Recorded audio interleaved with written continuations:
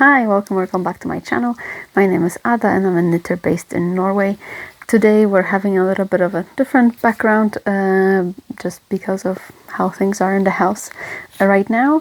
And so yeah, excuse the weird angles because I did not really have super much time to set things up super perfectly. And yeah, that's just because I have basically just an hour to do all of this, so bear with me if there's something a little bit off. It's the best I could do at this moment. So I want to start by saying that it's been a while since the last podcast episode, maybe like 5 or 6 weeks, I don't remember exactly, but it has been a while, and so I got some knitting done. I was planning on making a video a little bit earlier, but it's we've been busy and we traveled a bit, and it was just a little bit it was just not possible to have an hour of good light and peace and quiet to do this. So here we are. I hope we can get through all of this today.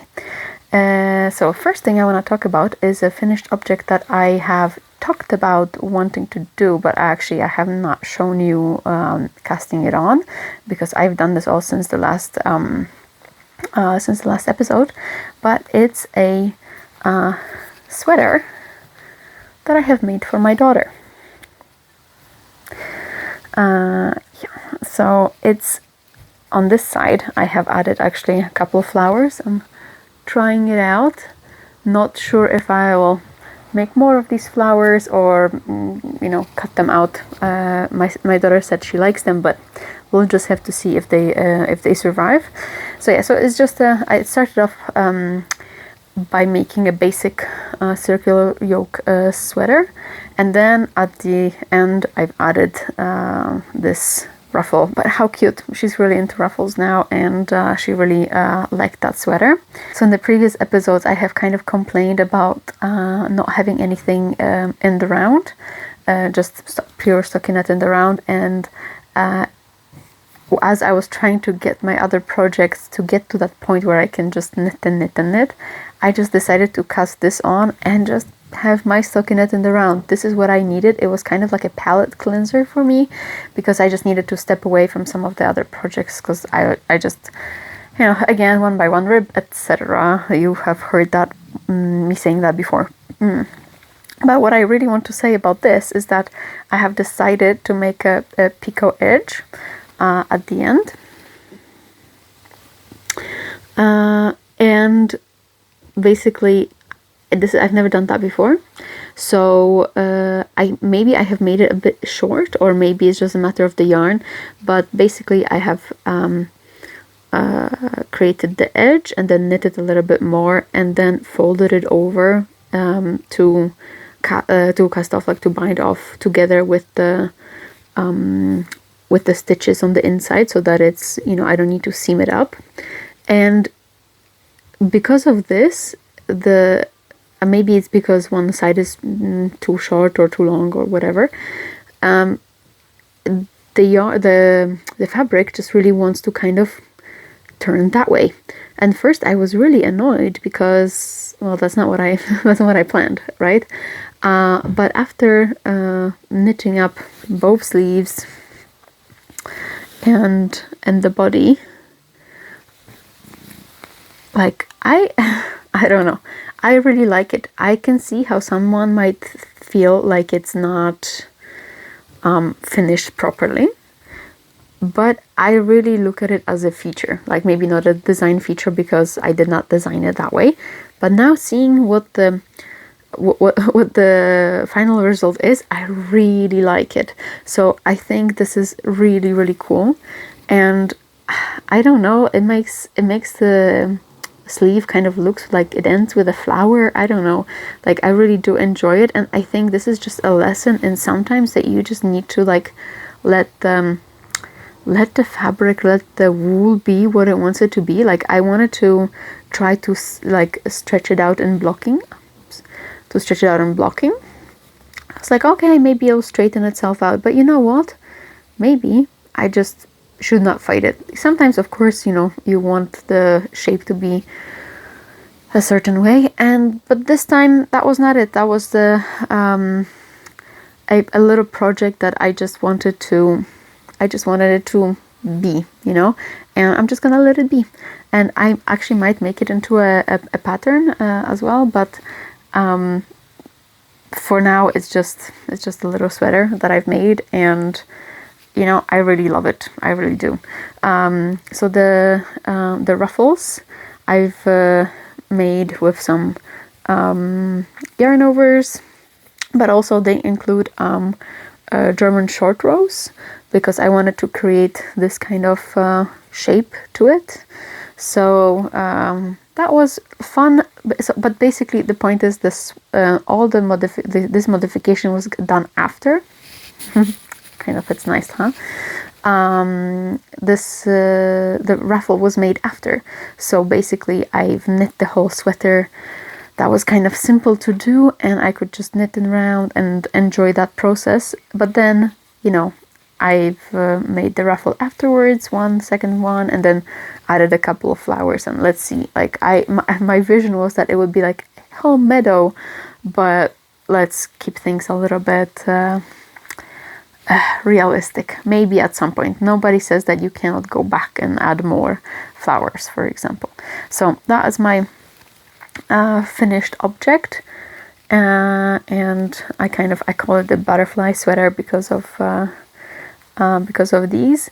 But it's actually funny, like my daughter calls these swans, because there was like a top that she had with swans, and it had these ruffles, and so she calls them swans. So maybe it's a swan sweater. We'll just find out how she decides to call it.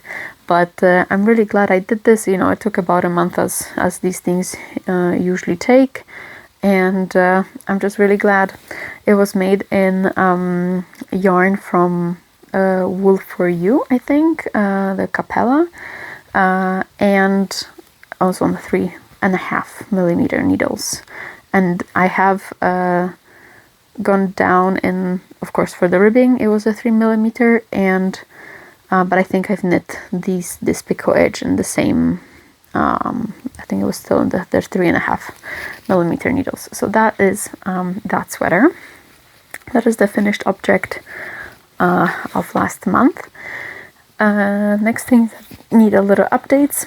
I've been knitting further on the body of the Linnea Cardi, and I don't know if I've mentioned, but I kind of knit on this in the dark while I put my baby to sleep, and I have actually had to go back twice because I kind of forgot to make the buttonholes. But I don't know if you've seen that since then. I really don't remember where I was with this last time, because I don't knit on it so much. But yes, I had to go down a couple rows to make the buttonholes. So we'll just have to see how that turns out. I have a couple more centimeters on the rib, and then I can go into stockinetting around, because in this pattern you join it, and then you knit stockinetting around, and then it gets steeked. So that will be interesting, because it has this v-neck. So I have never, it has a v-neck, so I have never steeked a v-neck. I've steeked only straight openings. So we'll just have to see, but exciting stuff when I get to it. Like, it's been on the needles for like, I don't know, over a year, so it will have its time, it will have its moment. Another thing I want to update on is the Owlery blouse. So I have been knitting. I finished actually the sleeve, and I would love to show you, but I can't find it. The house is in a little bit of a mess, and we went away on the trip, and before the trip I put that sleeve aside, and I just could not find it now, and I'll try to find it and maybe put a picture or see if I have some previous footage, because yes, there's no way of finding it. But I've been knitting on the body, and I've theoretically, according to the pattern, I have finished the body, and it's starting to make me a little bit worried because it is super short. I have made the Rowena before, and I've actually lengthened the body by like 5 centimeters because I was using a different yarn. So I just wanted to make sure that I get adequate coverage when the 1x1 rib stretches out. And now I'm using the yarn made by Fabel Knitwear, and that's, you know, from the pattern recommendation. So I'm hoping it's correct. However, it does, I don't know, like I won't be able to show you now, but basically it's quite short. It's wide, which I'm glad, because like it is going to have this like wide, relaxed vibe. And maybe I mentioned I'm making size M, even though I originally planned to knit size S, because I just wanted to make sure that it fits nicely. So yeah, I don't know. We'll just have to see when I put it all together. I have a second sleeve to do, but I'm slightly procrastinating on it because the beginning is quite difficult. Okay, it's not difficult, but so I need to like sit down and do it. I can't just like pick it up and do it, you know. I can't, like, I don't want to be doing it on the commute to work or something, so I need to do it so that I can knit on that on the commute. But I'm quite glad with this color. Like, it is kind of what I envisioned. And also we went on a trip to visit family, and we were there 5 days, and I've made like this whole thing from ribbing. I think I was around here, and so that's like 20 centimeters or so of stockinette. And like, of course, like, it's not like super much, but it is when you're on the visit and you're, you know, seeing people and taking care of kids, etc. So like, I'm really glad I could, like, so I only took this for first time in my life. I did not overpack knitting, and I just took just this project and just this one thing and just one ball of yarn, one cake of yarn, and that was it. And I'm really glad because I managed to make quite some progress and actually basically finish the body in this whole trip. So that will be something that I need to put aside, and I think I'll knit the other sleeve. And then I'll decide if I continue on this, if I will continue on this body or if it's done, because I have a bit yarn left. But once you join the arms, you still knit a little bit with this, you still knit with this merino. So the sleeves are made in mohair, and then the body's made in merino. And then once you join, you knit in tarsia still a little bit. So I will still need some, but I don't know how much. And I definitely don't want to run out. I don't know. But I also don't want it to be so short that it like rides up super much over my high-waisted clothes. So I have a few high-waisted clothes, high-waisted bottoms, and you know, I still want the bottom to kind of line up. You know, I don't want to have a cropped top. So I think that will be something to decide once I get to that point. But for now, one more thing is done. So it's like, it's nice to kind of tick off these things, but it was a very enjoyable process, and the yarn is so pretty that it's like, it's a joy. It's a joy to make. So that was the Owlery by Fabel Knitwear, and it is made, my version is in the recommended yarn, which is Fabel Knitwear, Athena, and mohair, and I think it's color, I think it's called Frogner. So really enjoyed that one. The last whip that I want to show is one of my socks for the Quidditch socks. So I have picked it up recently. I don't know, I think before I had it made until here, and then the last few days, since I didn't have anything else to work on the commute, I just took this. And I have some things to say. So first of all, I have put in this scrap yarn that will be the Afterthought heel. But I've never done Afterthought heel, and I'm kind of yeah, not sure how to approach it exactly, but like I don't know if I should block this sock first or just go ahead and just do the just do the heel. I don't know. I also don't know if I should just block it before I go forward with the toe. I have like a couple more centimeters to go before I need to start the toe, so I don't know if I should just block it once I'm done with the pattern and then see how it goes. But what I want to kind of discuss is not necessarily the pattern, but my tension, that I completely did not see this coming. So in the beginning, it started very, okay, maybe not super tight, but tight. And you could say that the red is the dominant yarn, just because of how it looks in these transitions. Whereas later on, when I picked it up, I started to knit a little bit looser. You can definitely see the difference. Definitely see the difference, right? This is quite tight and this is like much more loose. But also you can kind of see, and here's Dobby. You can see that now it's more of like the yellow is dominant, and like I was like, it doesn't really matter, and I wasn't really paying attention to it.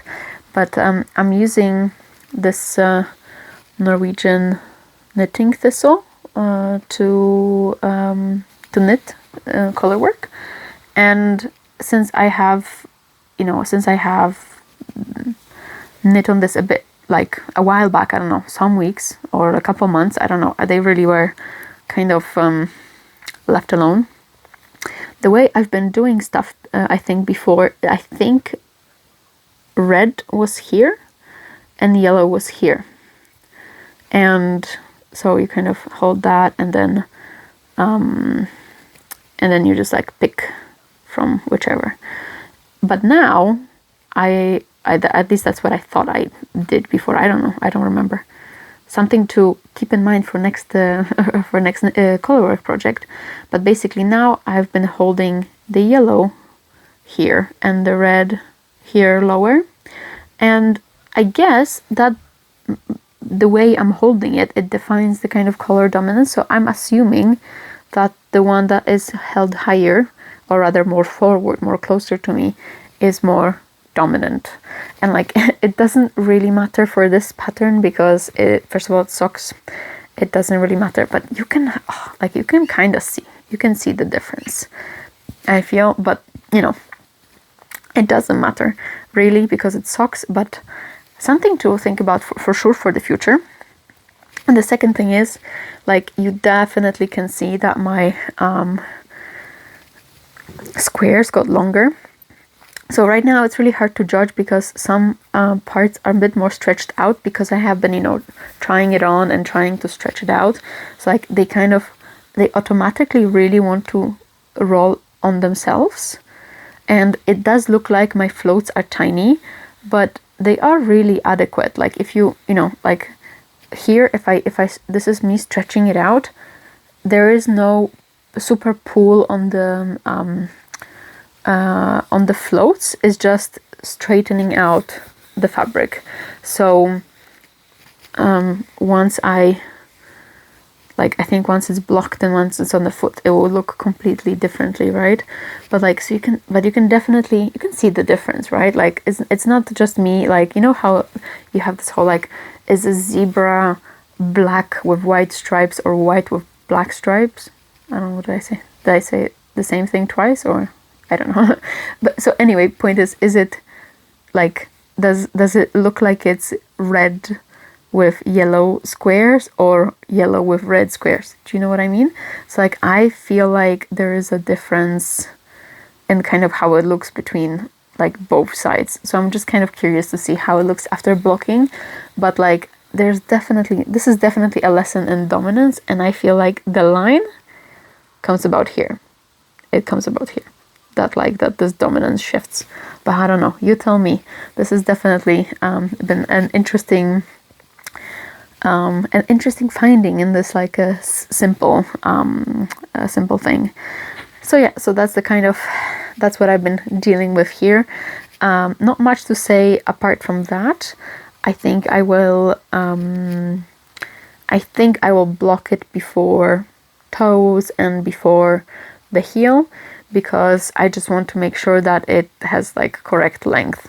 But how it will look, I don't know. Like I'm not sure if the afterthought heel is like just a smart idea, but I guess it might be easiest when you're knitting with that kind of pattern. I don't know. That I'm just honestly with this one, I'm just following this this pattern and seeing how it goes. So that's a pattern for Quidditch socks from the Magical Knitting. I think that's what the book is called. It doesn't look like so much has been used, and I'm kind of curious. So I have 2 balls of each, so that I'm definitely not gonna run out. I'm not gonna be playing yarn chicken with this one, and that's a great thing. So I'm just kind of curious how much leftovers I'll have, but so far I haven't used so much, but definitely would not want to have to go back and buy more of this yarn. So I'm glad that I have enough this time. So I'll just continue and then block and then see. And definitely I don't think I'm gonna start on the next sock until I'm happy with this one, I guess. Okay, so that concludes all the FOs and whips that are available, I guess, that are around. And I want to talk about some acquisitions. You have definitely heard me before saying I don't plan any more acquisitions right now. And I have made the purchase with Fabel Knitwear for yarn for a matching vest to a skirt that I already have. And so that was very easy to explain to myself and others. And, you know, I'm not in a particular like yarn ban or anything. However, I just want to like knit from my stash. But I've been visiting family in the west of Norway, and I could not go to Hillesvåg Ullvarefabrikk. Hillesvåg Ullvarefabrikk. And so basically it's the place where they make Hillesvåg yarn, and you can see the factory. Like you can see it, the machines are there, and technically you're supposed to be able to see people working there, but every time I'm there nobody's working. It's just because the way, like when I come over there, it's every time it's like a Christmas time, so you know, they have time off, which is fair. This time I came at exactly lunchtime, and I was a little bit disappointed, but they gotta eat, so that's absolutely fair. Just a little bit of my luck.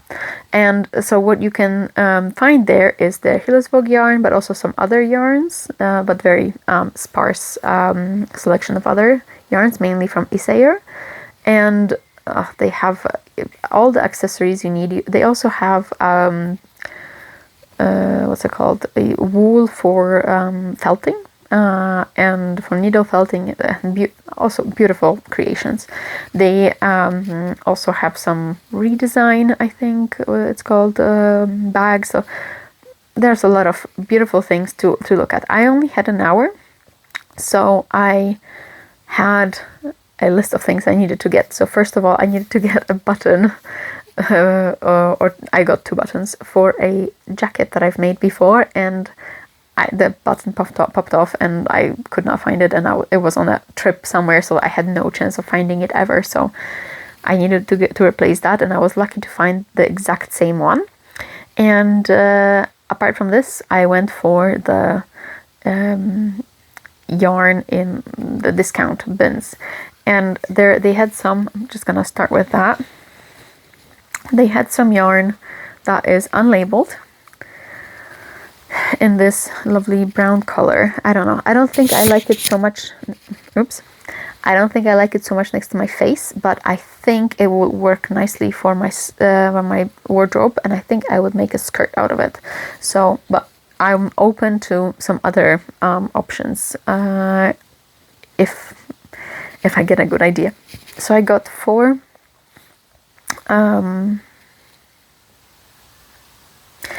So I got 4 skeins of unknown yarn. However, they cost like 20 krona per 100 grams, which is about $2 or something. I don't know the exact exchange rate right now. the word is going a bit crazy. But yeah, 20 Norwegian krona, and usually a skein of Hillesvåg yarn costs between 100 and 150. So pretty good deal. And in the bin right next to it was Luna in this pretty pink color. I kind of like them together. I don't know, I'm almost tempted to do some color work with the two of them, but that might be a little bit thick. I don't know if I really want it right now. But basically, looking at these two yarns, they look very, very, very similar. So I don't know, maybe this is also Luna, maybe it's something else, I don't know.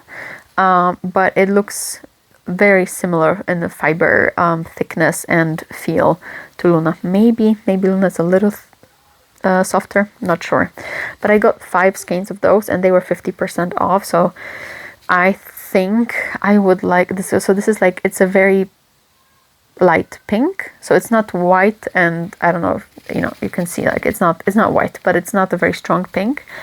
But so what I'm envisioning for myself is a cable knit, a little oversized sweater. I got 5 skeins. I hope it's enough for like a really loose, maybe a bit loose gauge, not super fine cables, but kind of more a relaxed fit and a relaxed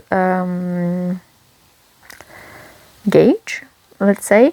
And I think I would like a V-neck and like maybe a drop shoulder, something like this. So this is what I'm kind of envisioning. I want this to be my version of like the classic cream Aran sweater. Like, I'm not gonna knit like a super fine cream white cable sweater right now, but I think a relaxed sweater, maybe with a drop shoulder, some cables, but like nothing too intricate, but like to be on a more relaxed side. But I think that will work really nicely in my wardrobe. And maybe, how nice would it look to have a skirt in this color and then like a sweater over top with that. I think that would look really nice. But I have plenty of yarns, so I don't know what I will get to first. But I was excited to get this. Like, I also have some more like finer gauge yarns, so it's just something that maybe I don't currently had so much of. Not sure, maybe I should take a tour of my stash soon and decide whether this was like super great idea.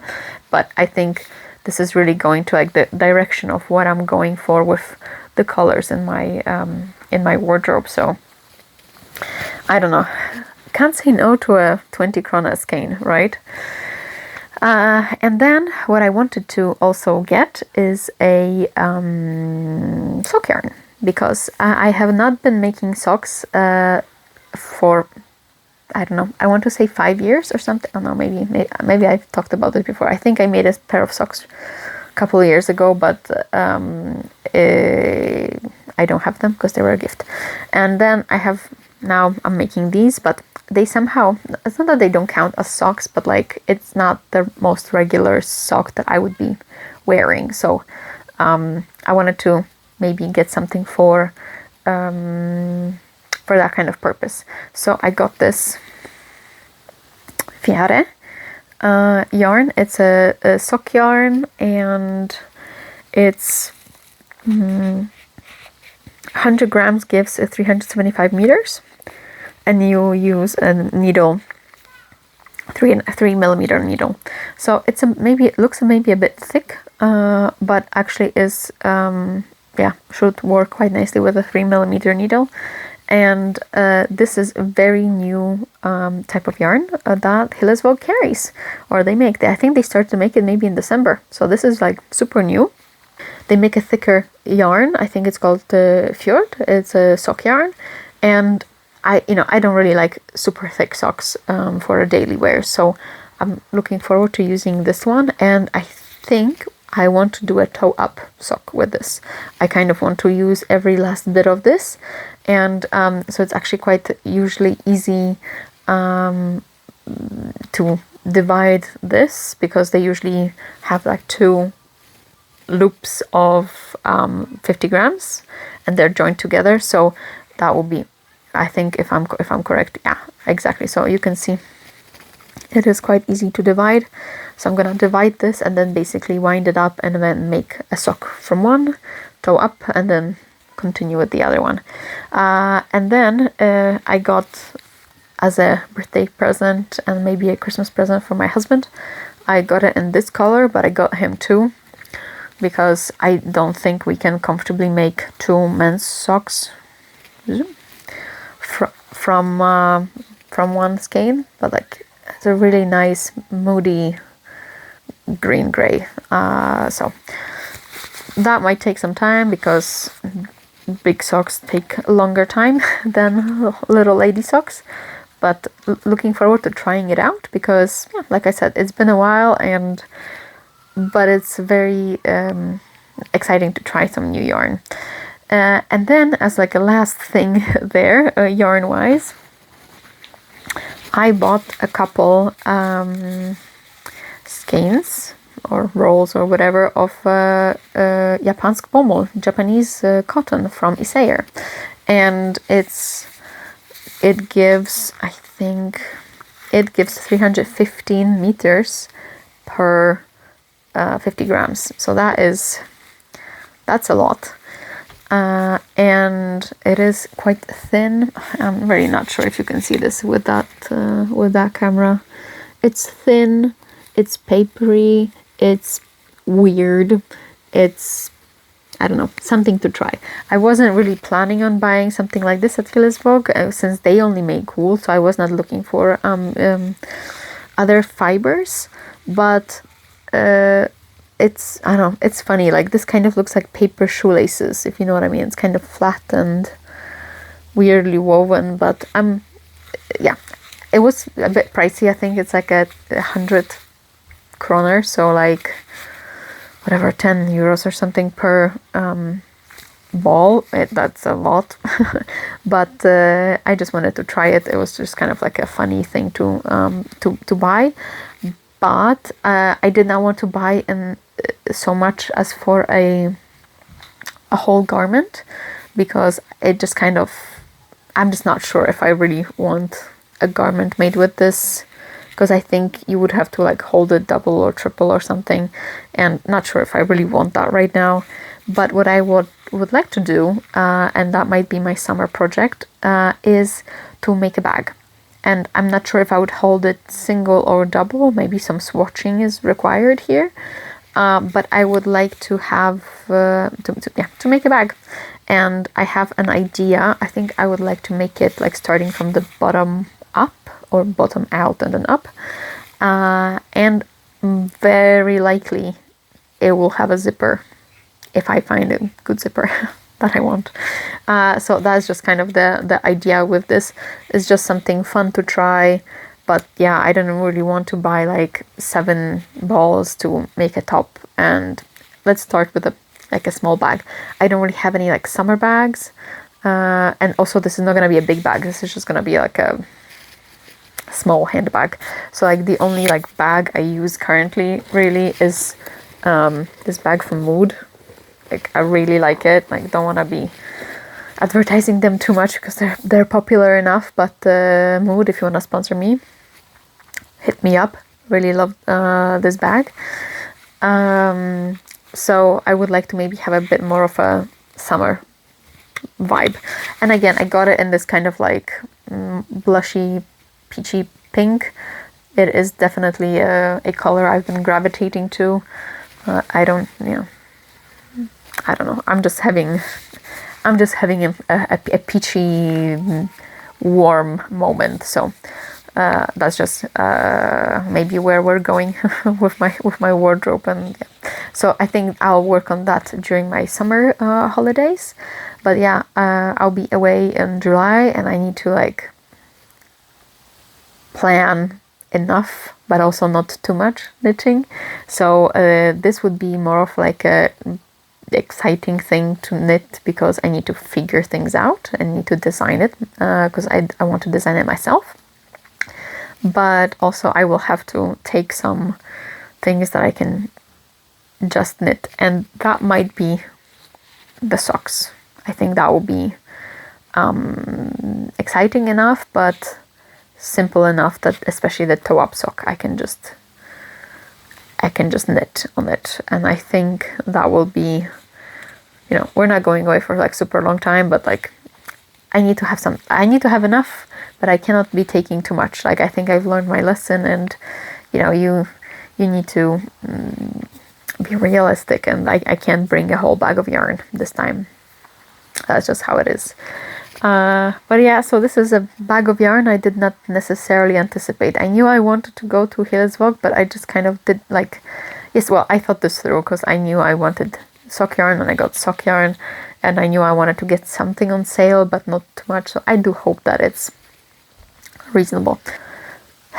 One last acquisition is actually a ball winder. So I have it also set up somewhere else, so I can maybe show you next time. But I finally bought a ball winder. I already have, I don't know what's called. So the idea for the ball winder was that because I bought a few of these skeins that need to be wound up, and I already have some in stash that also definitely will need to be wound up. And yeah, like I have at some point mentioned that my local craft center has one, and it's an electric one, which is, you know, super fancy, but you know, it's only open during the day, during the week where I'm at work, and etc, etc. And actually it turns out you have to actually pay to use the space, so I don't know, I just kind of decided to bite the bullet and get it. Like it was like 500 krona or something, so it's like about $50 or whatever. Like it's not super cheap, but in Norway you just can't find a cheaper one. So I just saw it and I bought it because, you know, with